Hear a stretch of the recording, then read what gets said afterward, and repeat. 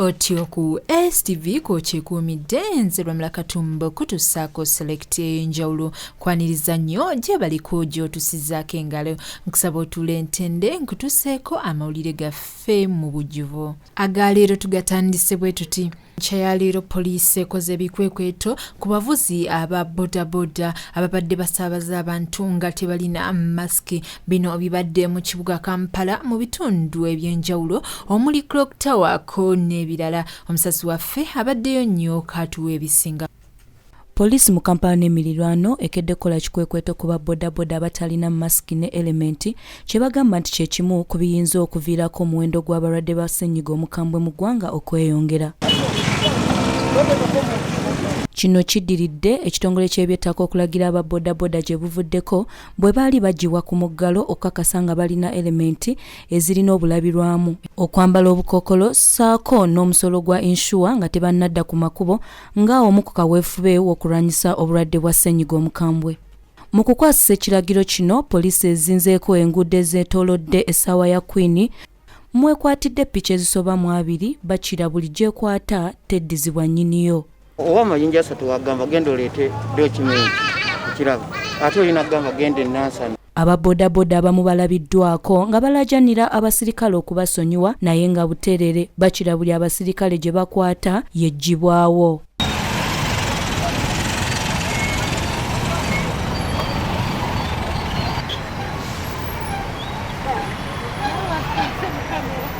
Bano bakukkulumidde eky'abasirikale okubajjako piki zaabwe bwe bategeezezza nti babadde baakaddamu okukola nga tebannaba kwetereeza. Nkukuba ekipapula kya mitwalo 2 Land Road ya Mmanjo omugagga ayagala ssente buli kimu kyonna kyetagisa ssente kati tugenda kukola tuta Uganda yaffe tukole tuti. Leero nkedde ku makya ngira site ngenda yiiya bayika yange bagikutte ebyaddala bagikutte musajja mbabuuza kiki bwe simanyi third party simanyi permit tuli bannayuganda kasooka embuuze. Bwe tuwubyeko olubu lw'ekigere Nabweru nayo abayo tusanze bayongobevu oluvannyuma lw'abamu ku bannaabwe abakuŋŋaanira mu kibiina kya Century nga bakulembeddwamu omwami Prudencio Mukasa okwerekerwako abasirikale ne bayoola bodaboda zaabwe ezisoba mu 2 olw'okwesulirayo ogwa naggamba mu kukuuma ebiragiro bya gavumenti. Ziwa bodaboda buvunaanyizibwa bwange okukakasa nti gwenvuga emabega ayambadde masiki kubanga gwe omusabaze gwe nyine emabega agenda kulwaza nze. Bwalwaza nze ngenda kulwaza famire yange. Buvunaanyizibwa bwo kakasa nti omusabaze gwavuga tayambadde masiki oba ajambadde. Bw'aba tayambadde masiki ekyamazima muleke. Tukudde bodaboda ziri mu 20 n'okudda waggulu ze tukutte olwaleero operation gye tukozaawo mu Kawala Junction. Abamu kubajjiddwako piki zaabwe balumirizza okubasaba ekyoja mu miro kye bagamba nti si baakukkiriziganya nakyo newankubadde nga kino Prudencio akisambaze. Saba mutwalo wali awo kiyamu alina wa polisi bagala mutwalo okugita Kati bansaba 2 omuvubuka ne mugaaka nkuwa omutwalo n'agugaana naye ng'alinga mu yaaye kati lwaki bakwatisa abayaaye. Kiba kirungi okussa mu nkola ebyo ebyatulagirwa ku lw'ensonga nti ekirwadde kikyali mu ggwanga era nga kyeriisa nkuuli. Nze Maria Dana Namiro ku lwa STV Select Ey'enjawulo. Bwe tweyongerayo ne select Ey'enjawulo, ekibiina ekitwala amawanga ag'e Bulaaya kikyaliddeko ab'ekibiina kya ANT okuwayamu ku nsonga z'okulonda okujja nga bino bibadde ku Buganda Road wano e Kampala. Asifu Sekiwunga abaddeyo nnyo katuwa ebisingako. Olwaleero ab'ekitongole ekigatta amawanga ku lukalu lwa Bulaaya basibye ku kitabo kya ANT nga bawayamu ku nteekateeka z'akalulu akabindabinda kona okutema empenda ku kulonda okw'eddembe. Oluvannyuma lw'okuwayamu ne bannakibiina gye batakkiriza bannamawulire, Ssenkagale w'ekibiina kino Meja Gen Mugisha Muntu ategeezezza nti bimu ku byebakubaganyizzaako ebirowoozo ky'ekyakakiiko k'ebyokulonda okukwata ensonga z'akalulu awatali kyekubiira yenna nga bakozesa obuyinza obwabwe bwe bassemateeka. Buulirira aba Electoral Commission okulaba nti bakozesa obusobozi bwe balina amateeka engeri amateeka gabaweereza obusobozi obwo tebatya kukozesa obusobozi obwo kubanga kye kinaatugasa ng'eggwanga bwe tubeera ne Electoral Commission etalimu kutya etagwera ludda lwonna ng'esigala wakati n'ekola emirimu gyayo n'obuvunaanyizibwa era n'obutatya. Ono era yeemulugunyiza ku kyabamu ku beesimbi okuba enkuŋŋaana nga tebagoberedde ebiragiro byateebwawo kitongole ky'ebyobulamu ng'agambye nti balinza okulaba akakiiko k'ebyokulonda kikanaakola ku nsonga eno. Bamenya amateeka bateekako standard operating procedures tulaba abava mu ludda olwa gavumenti babeera mu processions naye twaweddeko electoral commission ng'egamba nti kubanga tebanabeera candidates n'olwekyo tulinza okulaba gwe baneewandiisa oba egenda kukyusa mu nkola.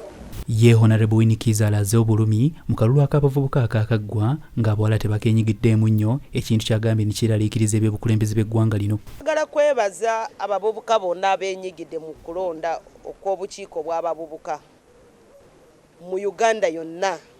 Naye ate era kituluma nnyo okulaba nti abaana bawala tebeenyigidde nnyo mu kalulu kano. Abalala bambi babadde tebakitegedde era ne gavumenti yaffe teyataddemu maanyi amangi okulaba nti abawala baffe n'abavubuka bonna mu kutwaliza wamu beenyigira mu kulonda kuno. Asabye gavumenti ya kuno okutema empenda mu kuwagazisa abawala ssaako n'abakyala ebyobufuzi nga kw'otadde n'abazadde okuwagira abawala mu nsonga zino. Biri mu maaso ebinenennene. Gavumenti yaffe mukole engeri esobozesa abawala baffe abato naddala okwagala ebyobufuzi. We tuli saawa zino abakulembeze abasinga obungi tebafaayo nnyo okulaba nti bawa amaanyi abaana bawala. N'abazadde baffe tebatuteekamu amaanyi. Bwe baba waliwo ekintu ekinoonya abakulembeze olaba abazadde nga bawaayo abaana balenzi. Nze Sekiwunga Asif ku lwa STV Select. Bannakibiina kya DP bavuddeyo ne bakoola abo abagala okwesimbawo nga bakozesa kaada ey'ekibiina naddala abakyala ku bubaka obwa paalamenti okuvaayo bajje beewandiise ng'obudde bukyali. Bino bibadde ku yafiisi zaabwe ku Balintuma e Mengo. Shamira Nagawa abaddeyo nnyo kaabituwe. Ng'ayogerako eri bannamawulire ku kitebe kya DP ku luguudo lwa Balintuma, omukulembeze w'ekibiina kino Nobert Mao akoowodde banna DP abaagala okwesimbawo ku bifo by'obubaka bwa paaliyamenti okukima empapula. Foomu ziizino muveeyo mujje, tewali gwe tugenda kulemesa kasita oba ng'olina ebisaanizo. Balooya baffe bagenda kulaba oba amannya tegakwatagana, tubakolere statutory declarations nsobole okuyitamu. Ono akubirizza abakyala okwetaba mu byobufuzi bw'ekibiina baleke birekera basajja bokka. Akozesezza omukisa guno okwanjula ebyambalo bya DP omuli enkofiira, amasaati ko n'ebirala. Bayiyizaayo enkofiira zino kubanga abaagala DP n'abaagaliza DP basazeewo okubeera n'ebyambalo bye bayiwako okulaga nti beenyumiriza mu kibiina kyabwe. Mu ngeri y'emu alabudde bassentebe b'ekibiina mu bitundu by'eggwanga eby'enjawulo obuteetuminkiriza kwegatta n'ebibiina ebirala nga bwe butali buvunaanyizibwa bwabwe era babirekere abakulu mu kibiina newankubadde balina omulamwa gwe gumu. Baddiba na DP twagala kulabula abakulembeze ba branches ekyokwegatta ekyokukola omukago ogw'omulimu gwaffe nga National Executive Committee. Temulina buyinza busalawo ku levo yammwe etwegase n'eggundi. Ku nsonga y'omuggalo ogwokubiri bano bakiwakanya. Bu gavumenti ate eyagala komyawo lockdown. Bannayuganda babonyeebonye nnyo mu biseera bya lockdown. Toyinza kuleeta eddagala oyagala kujjanjaba obulwadde ate nga eddagala lyennyini ate lireeta obulumi obusinga n'obw'obulwadde. Basabye gavumenti n'ekitongole ky'ebyobulamu okufunayo engeri endala Abannayuganda ze basobola okukozesa okwewala ekirwadde ki COVID-19. Tusaba gavumenti eno eteekewo abanaalabanga buli munnayuganda agondera amateeka ge tulina ag'okulwanisa ekirwadde kya COVID, g'okwambala mask, enkola eyatonsemberera social distance, kunaaba mu ngalo, kozesa sanitizer, ebintu ng'ebyo. Ekibiina kino kyakutuuza ttabamyuka waakyo mu lutuula lumu nga akakiiko bwe kaasalawo era nga kwakubaawo mu mwezi gw'omwenda ogujja ennaku z'omwezi 12 ku ssomero lya Samuel Baker eggulu. Bano bakubaganya ebirowoozo ku nkyukakyuka ya ssemateeka wa DP ko n'ebirala. Nze Shamira Nagawa kwa STV Select Ey'enjawulo.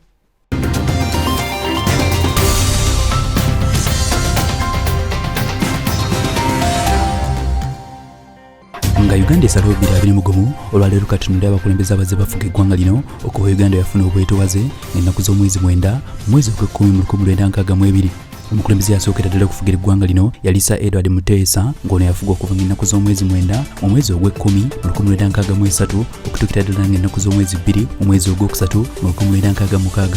Oluvannyuma Uganda yafuna omukulembeze omulala yali Milton Obote yafuga okuva ng'ennaku z'omwezi 15 mu mwezi ogw'okuna 1966 okutuukira ddala ng'ennaku z'omwezi 25 mu mwezi ogwa January 1971. Oluvannyuma Pulezidenti yaddako yali Idi Amin Dada ng'ono yafuga ng'ennaku z'omwezi 25 mu mwezi ogwa January 1971 okutuuka ng'ennaku z'omwezi 11 mu mwezi ogwokuna mu 1979. Oluvannyuma Uganda yafuna His Excellency Yusuf Lule ng'ono yafuga okuva ng'ennaku z'omwezi 13 mu mwezi ogwokuna mu 1979 okutuukira ddala ng'ennaku z'omwezi 2 mu mwezi ogw'omukaaga mu 1979. Oluvannyuma yali His Excellency Godfrey Binaisa ng'ono yafuga okuva ng'ennaku z'omwezi 2 mu mwezi ogw'omukaaga mu 1979 okutuukira ddala ng'ennaku z'omwezi 12 mu mwezi ogwokutaano mu 1980. Ono oluvannyuma twafuna His Excellency Paul Muwanga ng'ono yafuga okuva ng'ennaku z'omwezi 12 mu mwezi ogwokutaano mu 1980 okutuukira ddala ng'ennaku z'omwezi 2 mu mwezi ogwokutaano mu 1980. Oluvannyuma twafuna His Excellency Milton Obote yafuga okuva ng'ennaku z'omwezi 17 mu mwezi ogwa December mu 1980 okutuukira ddala ng'ennaku z'omwezi 27 mu mwezi ogw'omusanvu mu 1985. Oluvannyuma twafuna His Excellency Basilio Lara Okero nga yafuga okuva ng'ennaku z'omwezi 27 mu mwezi ogw'omusanvu 1985 okutuuka ng'ennaku z'omwezi 29 mwezi ogw'omusanvu 1985. Oluvannyuma twafuna His Excellency General Titi Okelo nga yafuga okuva ng'ennaku z'omwezi 29 omwezi ogw'omusanvu 1985 okutuuka ng'ennaku z'omwezi 26 mu mwezi gwa January 1986. Awo President aliko His Excellency Yoweri Kaguta Museveni we yakwatira enkasi n'afuga okuva ng'ennaku z'omwezi 26 omwezi gwa January 1986 okutuusa kaakati. Nze Sekiwunga Hasi wano mu Uganda esalawo 2020 ku lwa STV.